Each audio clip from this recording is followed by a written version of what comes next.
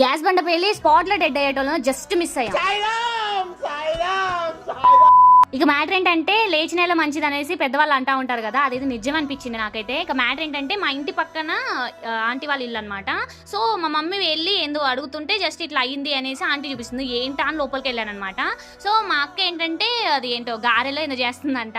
So మర్చిపోయి అదంతా కూడా ఆయిల్ చాలా పైకి ఉందంట. సో మర్చిపోయి బయటకు వెళ్ళి ఎవరు వచ్చారని మాట్లాడుతుంటే, షాప్కి వచ్చారని ఎవరైనా మాట్లాడుతుంటే ఈ మంట అంతా కూడా పెద్దగా పెట్టిందంట ఫ్లేమ్. సో అది పెట్టగానే అది లోపలికి వెళ్ళి ఆ ఫైర్ అంటే ఆయిల్కి అంటుకొని ఫైర్ అంతా కూడా పెద్ద మంట వచ్చేసింది.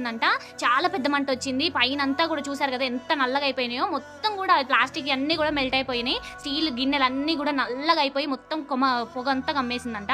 నాకు కూడా తెలియదు, ఇంటి పక్కనే ఉన్నా. నాకు అసలు మ్యాటర్ కూడా తెలియదు అనమాట.